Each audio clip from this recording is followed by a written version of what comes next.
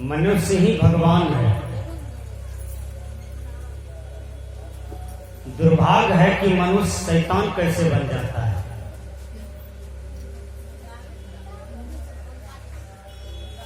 पशु जीते हैं, पक्षी जीते हैं, कीड़े कीड़े जीते हैं, उसमें कुछ बनना और बिगड़ना नहीं है। बनना और बिगड़ना तो मनुष्य के पीछे लगा हुआ है।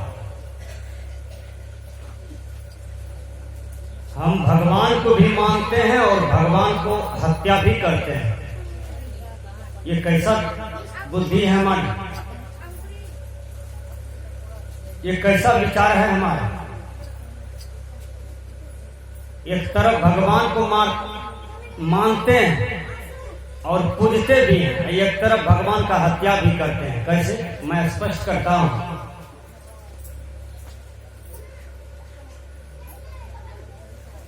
हिंदू लोग मंदिर में भगवान को मानते हैं, गणेश भगवान हो कि दुर्गा माए हो कि काली माए हो कि शंकर भगवान हो कि विष्णु भगवान हो कि जो भी हो,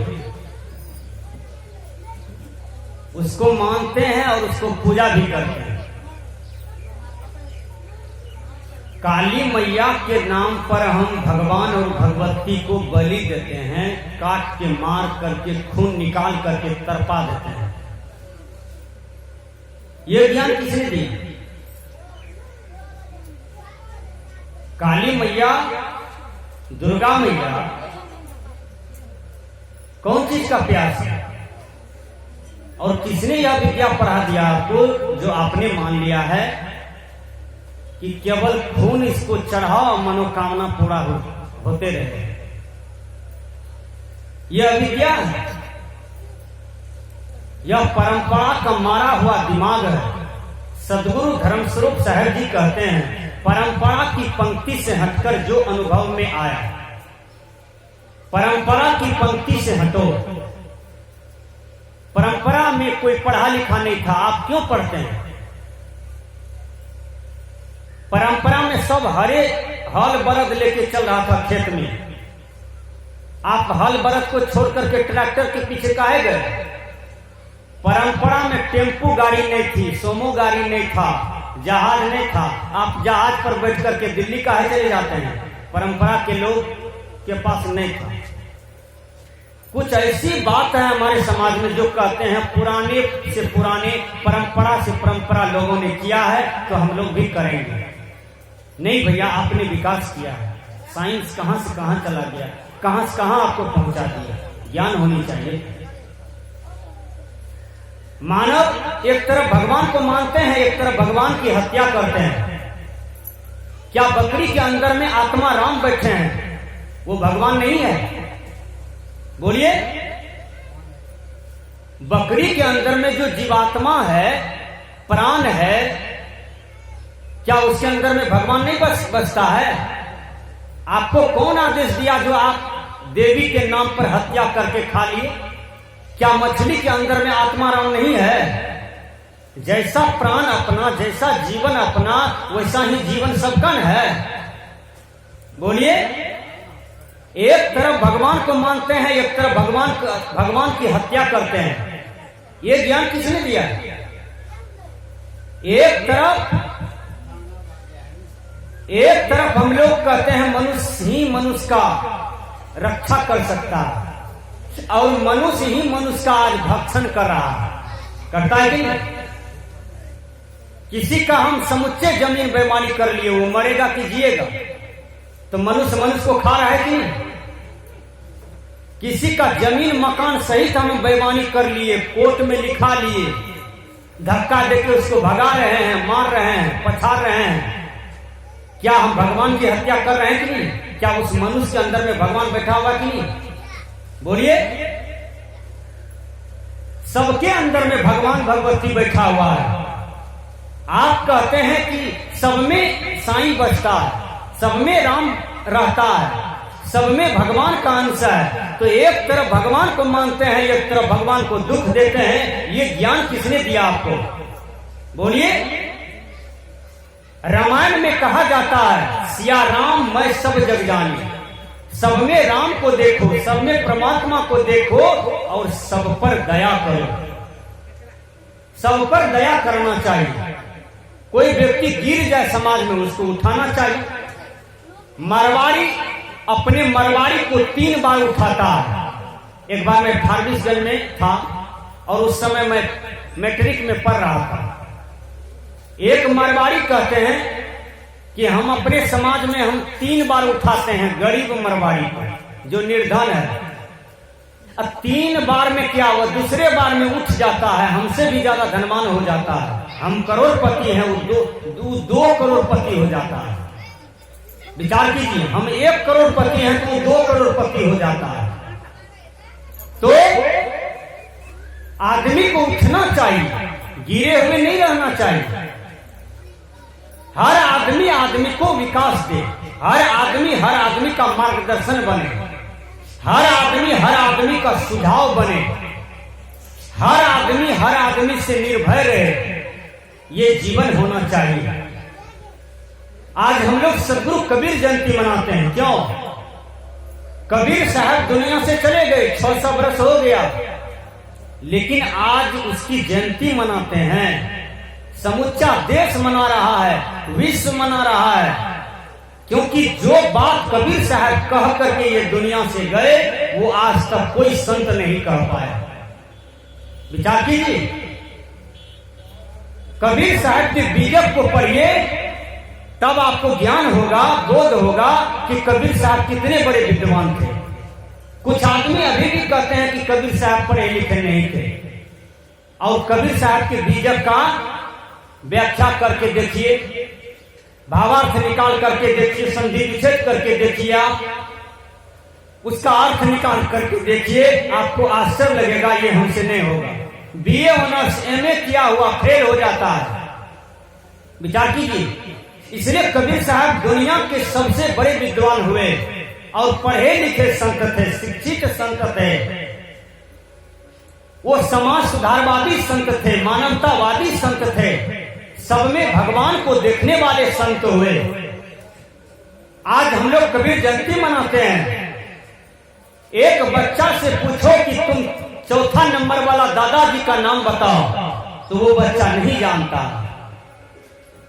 फिर दूसरा बच्चा को पूछिए कि 5वां नंबर वाला दादा का नाम बताओ, वो बच्चा नहीं जानता है।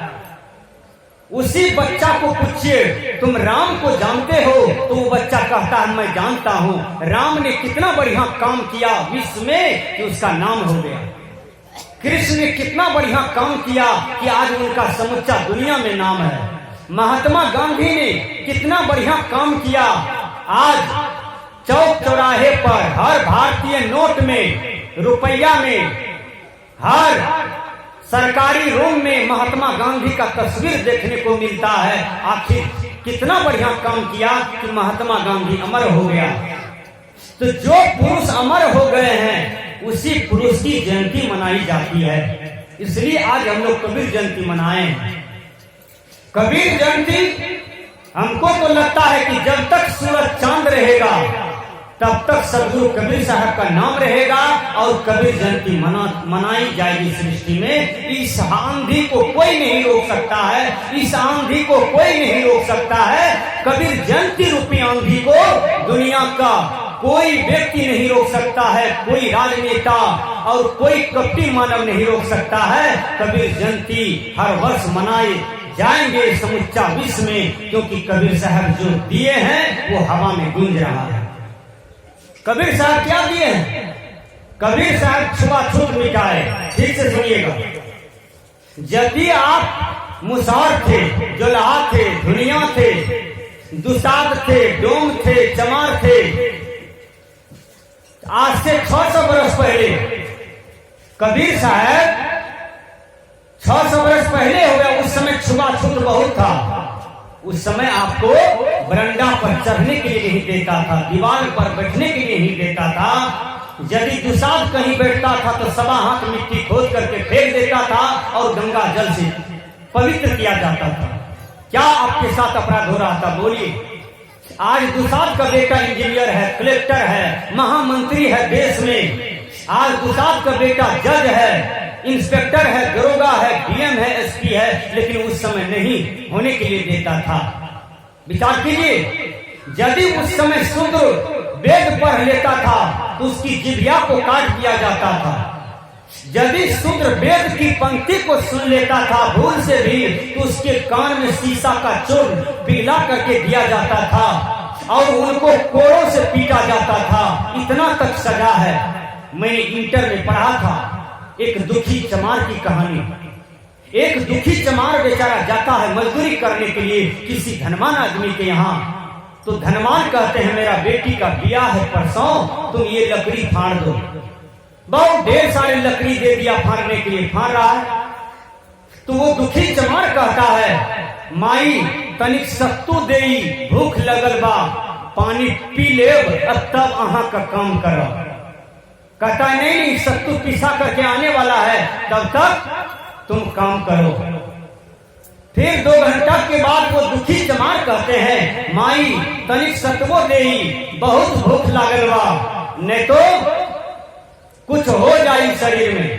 कहा नहीं, सत्तू अब आने वही वाला है, तब तक काम करो। दिन भर कुल्हाड़ी से वो लकड़ी को कटवाते रहा, फरवाते रहा वो धनवान आदमी।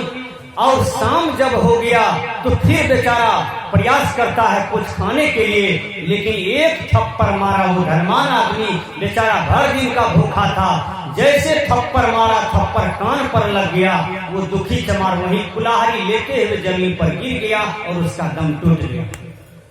बोलिए, एक तरफ आप कहते हैं मैं भगवान को मानता हूँ और भगवान का पूजा करता हूँ, एक तरफ आप भगवान को एक थप्पड़ मार करके घुलटा दिए, एक तरफ भगवान की आपने हत्या कर दिया। ये कौन सा काम आपने किया है? विचार कीजिए। कबीर साहब यहीं पर आपको जगाते हैं कि हर मानव महान है, हर मानव को बराबर जीने का हक है। यहाँ कोई ब्राह्मण नहीं है, यहाँ कोई क्षत्रिय नहीं है, वह यहाँ कोई वैश्य नहीं है, यहाँ कोई शूद्र नहीं है, यहाँ कोई हिंदू नहीं है, यहाँ कोई मुसलमान नहीं है, यहाँ कोई सिख नहीं है, यहाँ कोई यहूदी पारसी नहीं है, यहाँ सब है तो मानव है।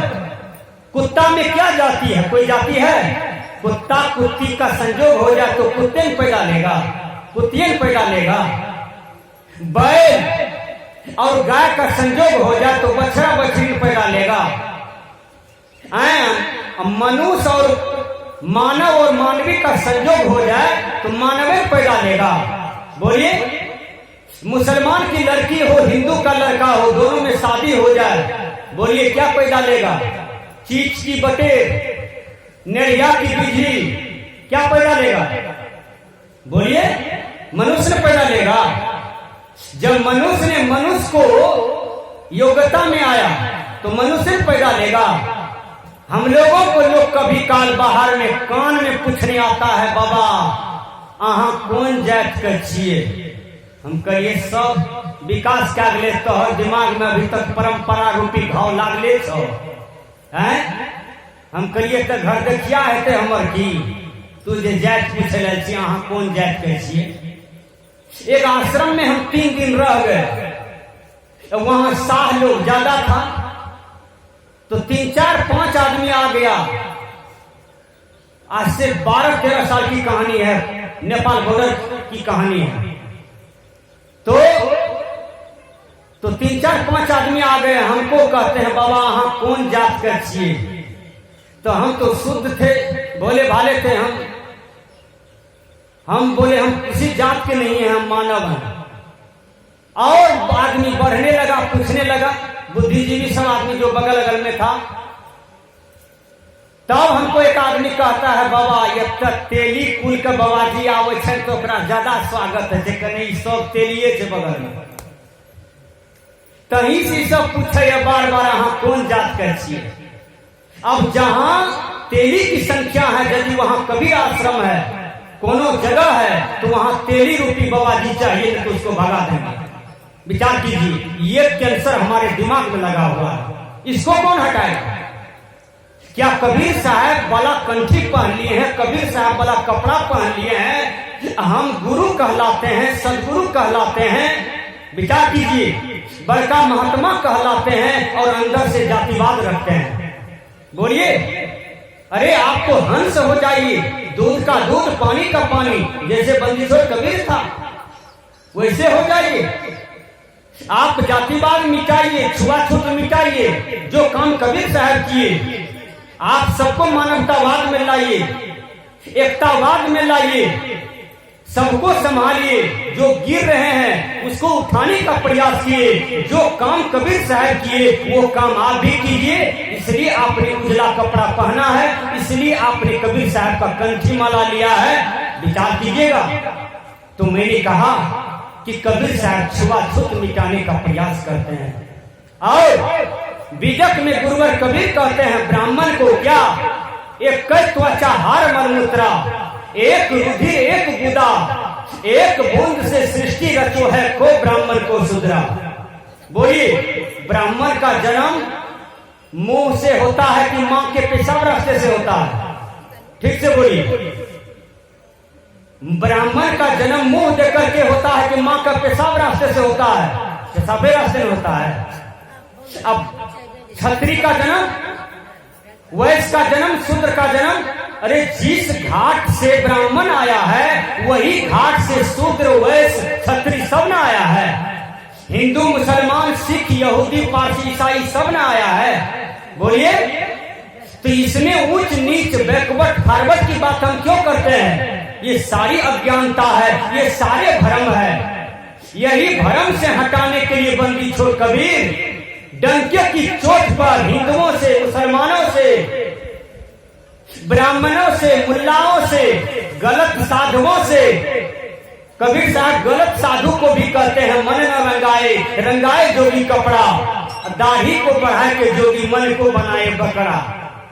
है बकरा वाला मन था ना साराम जी का, राम रहीम का, रामपाल का, कितना धराया, जेल में सड़ रहा है। तो साधु भी होना चाहिए, तो अच्छा साधु होना चाहिए, बढ़िया साधु होना चाहिए। साधु के अंदर में सहनशीलता हो। साधु कैसा हो? एक बिच्छू पानी में डूब रहा था, एक आदमी का नजर पड़ गया। बिच्छू कहता है हमको बचा लीजिए, हम पानी में डूब रहे हैं। कहा हमको बहुत इमरजेंसी है, हम फार्मेसीगंज जा रहे हैं। वो छोड़ दिया डूबने के। एक आदमी को चिल्ला के बिच्छू कहता है हम पानी में डूब रहे हैं, हमको बचा लीजिए।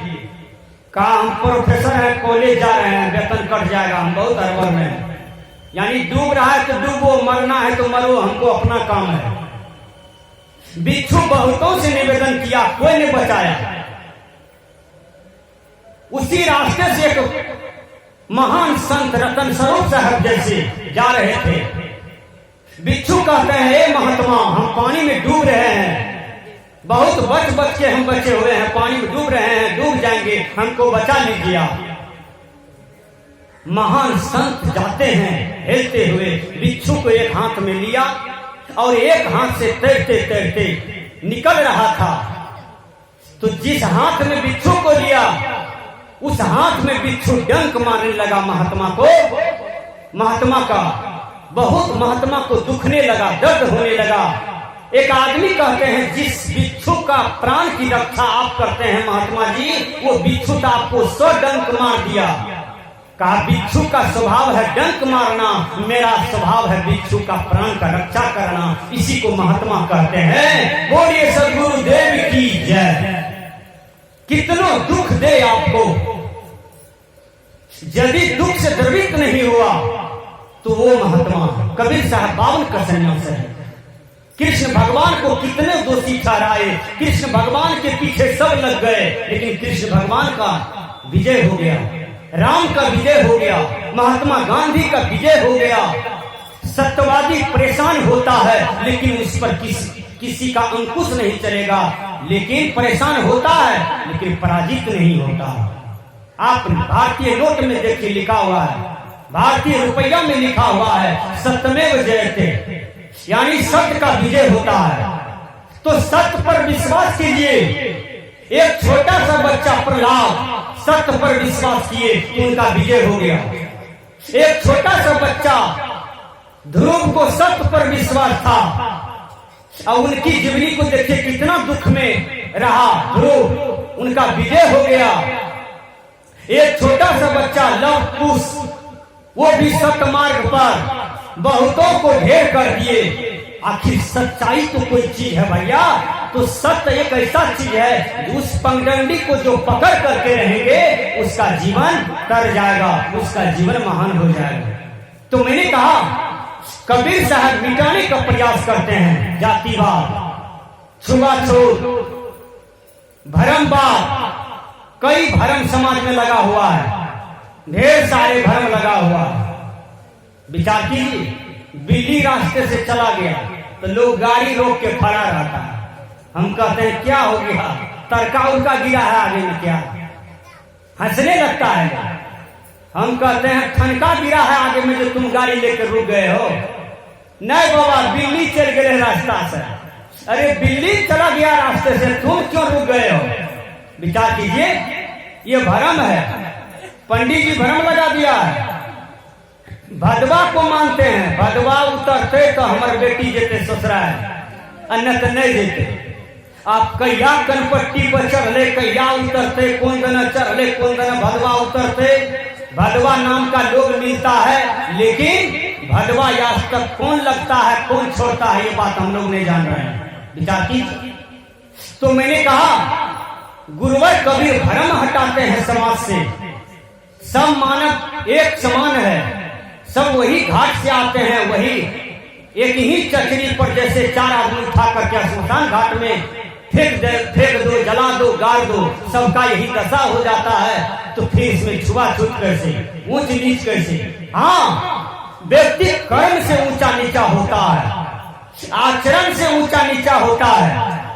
इंग्लिश के विद्वान ने कहा good character is the main foundation of life.